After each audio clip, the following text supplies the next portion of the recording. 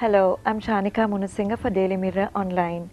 We have with us Dr. Mahathir Mohamad, the former Prime Minister of Malaysia, who is here in Sri Lanka to deliver the keynote address for the International Business Forum. Dr. Mahathir, we have finished a 3-decade war and we have got a lot of Western criticism, however, of handling the war, especially the last phase of the war. What are your comments on it, sir? Well, when you are fighting a war, there are certain things which happen which are really unavoidable. War means killing people. That's why we are very much against war.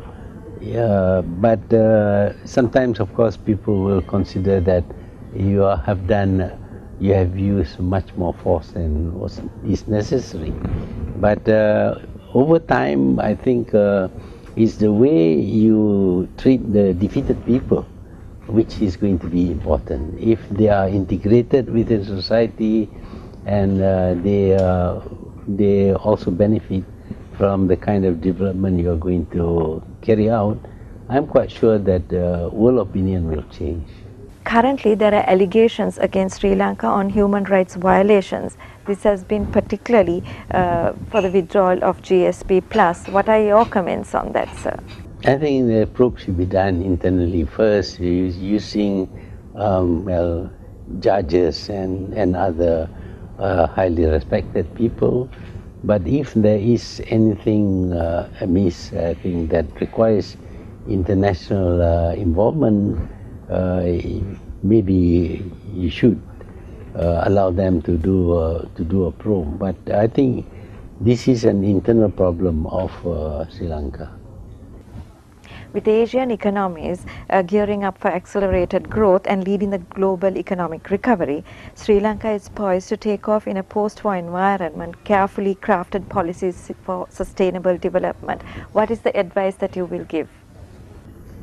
Well, I think one of the most important things that we did in Malaysia was to choose models and to learn from the models how to carry out development. So now it's a time for you to determine who your model should be, and it's not necessary to be just one model, maybe a whole range of models, and I think you can learn a lot about development from these models.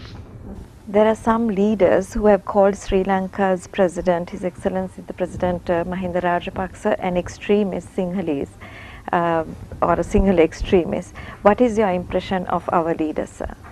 Well, I was also called an extremist, a dictator, but if you work for your people, even eventually you will be exonerated. It is your stand that Asia needs stability and economic growth more than civil liberties, but US have shown that there are instances where certain powers need to be used in order to protect the people. What are your comments on that? Well, when you are not faced with problem, it's easy to say that you should be handle these things more gently, etc. But when the problem assails you, as it has happened to Britain and America, you can see that their reaction is to use force.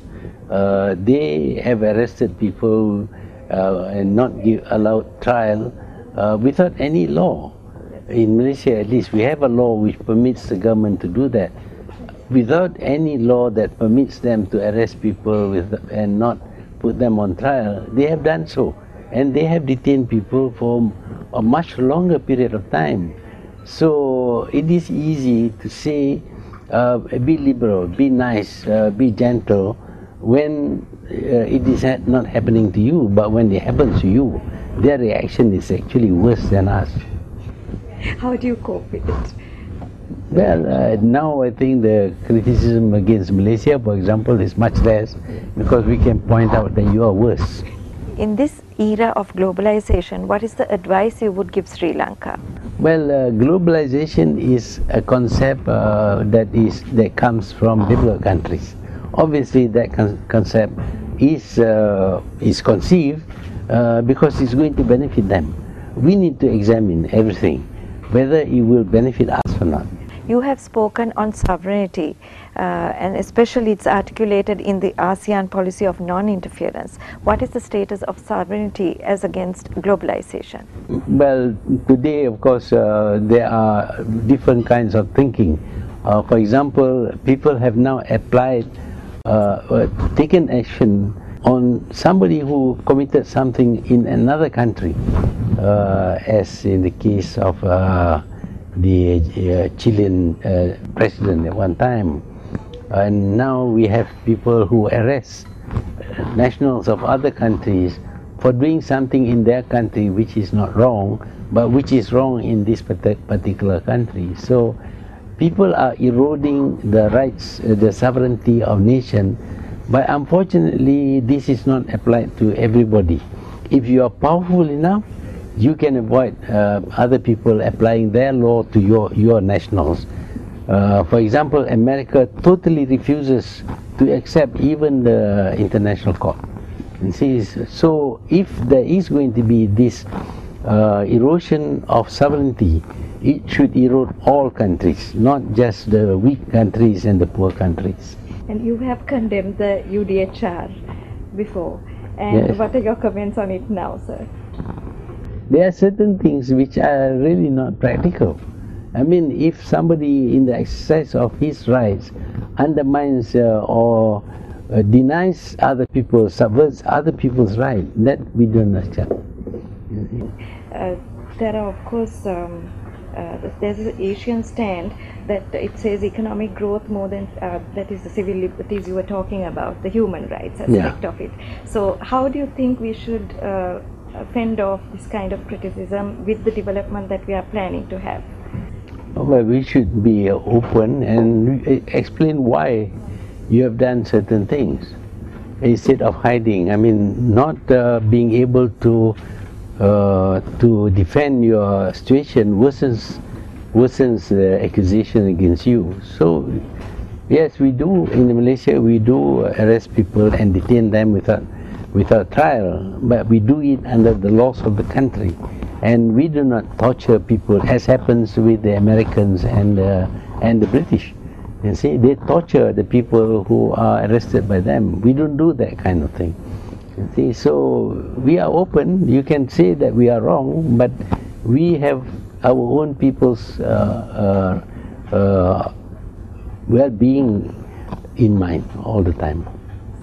And also, it's very significant of your decision to have rejected the IMF aid package, and you did show the world how you could do without it.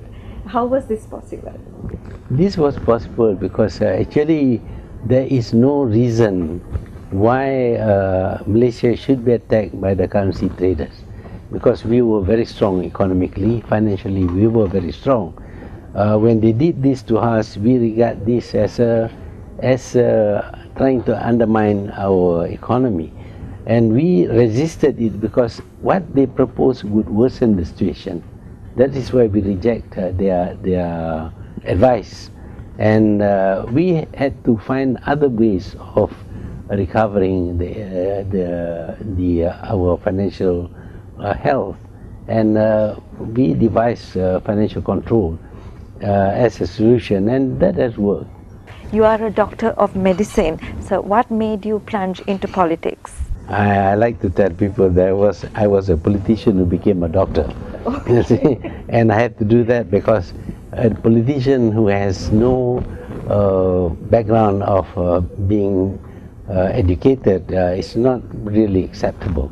You need to have some educational status. So I studied medicine partly because it will enhance my influence in politics. Was being the youngest in the family of 9 children, was there any significance in your life?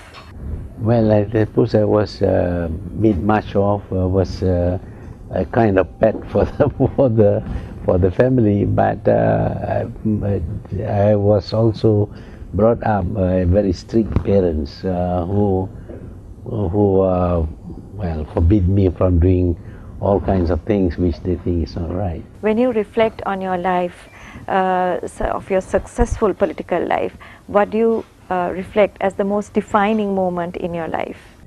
Well, I think the currency crisis was frightening. Even when we proposed a solution, we were worried that it may not work, we may fail. Then, of course, that would be the end of me. So that was actually a frightening experience. Thank you very much, sir, for your time, especially because it's such a short stay in Sri Lanka, and we hope to see you again soon. And on your 5th visit, as you said, we hope to make more progress. Thank you.